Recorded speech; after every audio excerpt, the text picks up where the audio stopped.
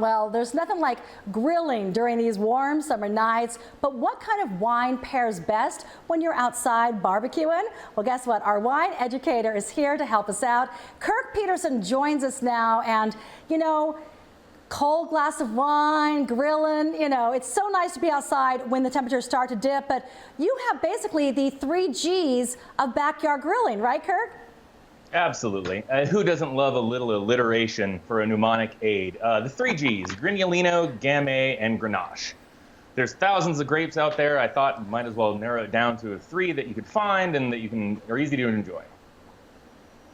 Okay, let's go over the first one. So Grinolino, it's perhaps the most difficult to find of the 3, but strangely, it might also be the most charming of the 3, and perhaps the most versatile. Comes from northwestern Italy, is generally you're always going to find the word Grinolino in the name, making it easy to find.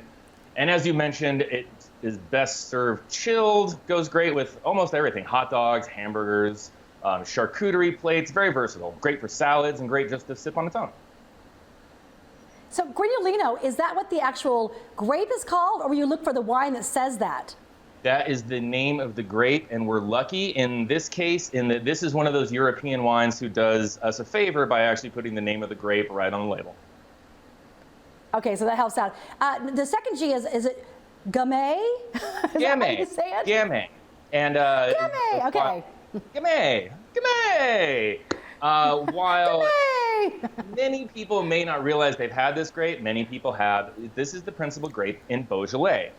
Beaujolais is easy to find, very applicable to multiple different styles of cuisine because while it's very high acid, it's low in tannin. So it works well with lighter meats, even fish. Very nice. And then, okay, I'm going to try this last one. Is it Grenache? It is Grenache. Grenache to the French and most of the rest of the world, and Garnacha to the Spanish. Commonly so those are found in as Spanish varietals. Oh, I mean, nothing goes better with barbecue than Grenache. Chateauneuf de Pape, Gigondas.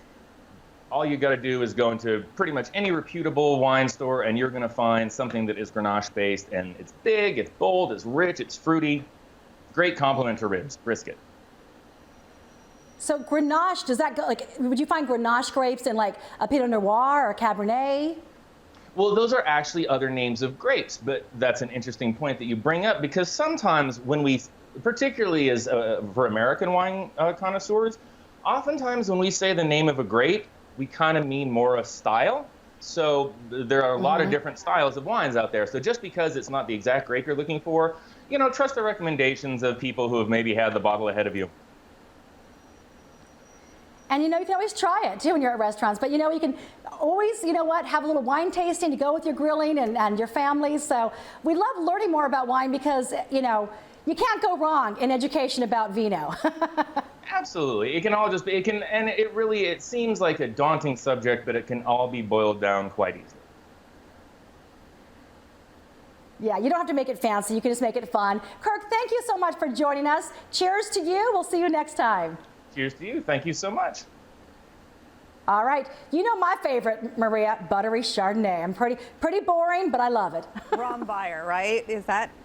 All right. Salud.